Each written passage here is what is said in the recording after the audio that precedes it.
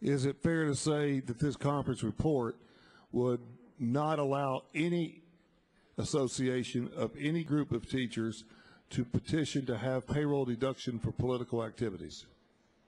Senator Johnson? That is correct, Mr. Speaker. The bill as presented before you in the conference report would allow for payroll deductions of union dues, just as many of us have professional dues deducted from our payroll. But payroll deductions that go to politically related activities would not be allowed. Mr. Kyle?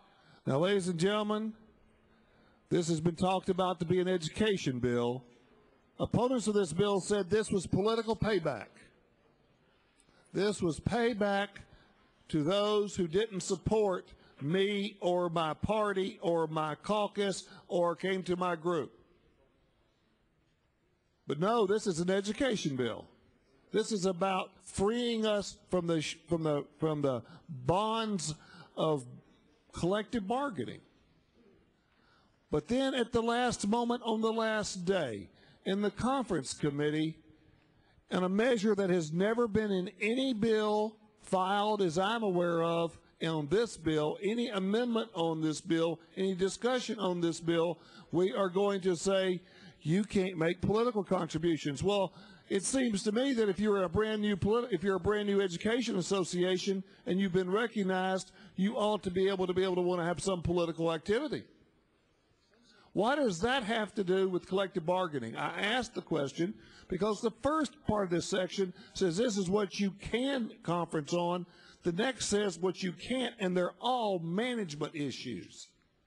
Differential pay, grants, all things you need to be creative and innovative. We're saying those are off limits. Managers, you manage the best you can. Those items, sir, go to your argument. But the paragraph 6, oh, you can't have political activity. I'm disappointed. I'm disappointed this was put in this conference report. I'm disappointed that the conference committee met while I was in this chamber and I wasn't there to watch and hear how that was done. I'm disappointed that the committee that met that did this did not videotape its meeting. I'm disappointed that on the last day we're doing this. This, you can agree or not agree, sir, all due respect. You can agree or not agree that we're either helping or hurting education. I have told my friends at the TEA that the greatest argument against them is the monopoly, which you have talked about many, many times, that we have granted a monopoly and we're not allowing competition. Actually, I can see that basis there. But to me, you either had an association or you just didn't have an association. That was you don't have a monopoly except when people can only go one way. We've always given school boards two ways, either have collective bargaining or not have collective bargaining, or have the teachers opt in or opt out. But that being said, this is a political point here. This has absolutely nothing to do with collective bargaining. Why do we have to change? We just today passed a law for corporate contributions so that more people could participate in the political process. Why in a collective bargaining bill, in an education bill, we're going to tell every teacher in this state you cannot have a dues deduction? Because we all know what that means. It means that there will not be political contributions. We all know how that works. There's been a lot of discussion about this bill and how we close session and where we are and what we're doing. This is, to me, a breach of the process. I understand the rules of the Senate. It was an open conference, which means anything can be put in the bill. I understand that. There's been no violation of that. And as I understand it, and the Speaker can correct me, that he has ruled that we're in the last 2 days of session. Consequently, we're not having any time to look at this report other than the amount of time we were given. I understand that. That's not a breach of our rules. But this is a breach of etiquette. This is putting something in a big bill that has a substantive change that, quite frankly, would barely hit the caption, would barely touch the caption. We're going to outlaw payroll deduction for political activity, which means all these new associations will all be handicapped in their process. It does not level the playing field. We are creating more opportunities for conflict in our school systems. Maybe that's what we need to do. But we don't need to change the political landscape. I will tell you what was every decision. And I say this was my first election I was ever in. This was the model of TEA, and it is the model that today. Every decision that affects education is a political decision. Every decision you have made today that affects education is a political decision.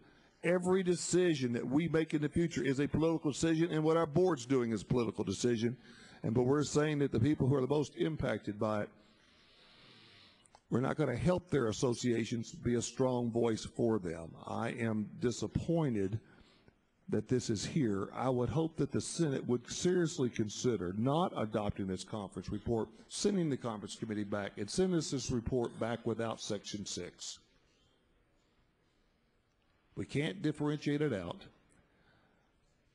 We can't vote one way or the other. The only thing we do is vote this up or down. Maybe that's why the strategy is a brilliant strategy. Don't put it in an amendment. Don't put it in a bill. Don't put it in a situation where you have an individual vote. You put it in where it has to be with everything else. Brilliant strategy.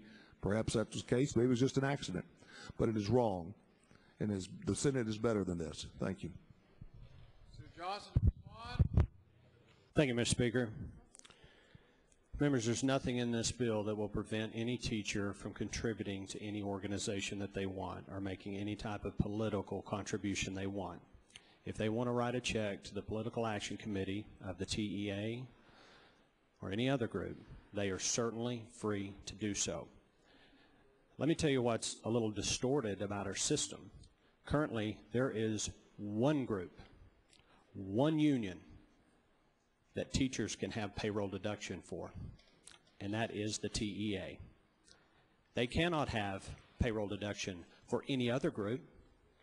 Are we going to let Tennessee Right to Life come in and sign folks up for payroll deduction and have money taken out of their check? How about the Tennessee Republican Party? How about the Chamber of Commerce or National Federation of Independent Business? No, you see, in the state of Tennessee, we have one group that teachers can make political contributions to through payroll deduction. And I'm sorry, I do submit to you that it is a very fair, logical provision to have in a bill where you're talking about terms and conditions of service. And let me be very clear. They can have their dues deducted if they choose to do so, if they negotiate that through the Memorandum of Understanding. But here's the good thing. It's not just one organization that's eligible for payroll deduction. If they want to negotiate and have 3 or 4 professional organizations that represent teachers and let them deduct their dues from their payroll, they can do so. And then similarly, they can turn around and write checks to any political group that they want to. So I disagree with the gentleman's statement. There was no ambush. There was no strategy here. This was something that came from the House, quite frankly. And we felt like it was a good provision. We'll allow dues deductions from payroll. But if you're going to make a political contribution, should the state of Tennessee be in the business of collecting political contributions for one organization and no other organization? I submit to you, that's not right. If you're going to do it for all of them. Do it for dues. Do it for your professional organization dues. But if you want to make a political contribution, get your checkbook out and send it in.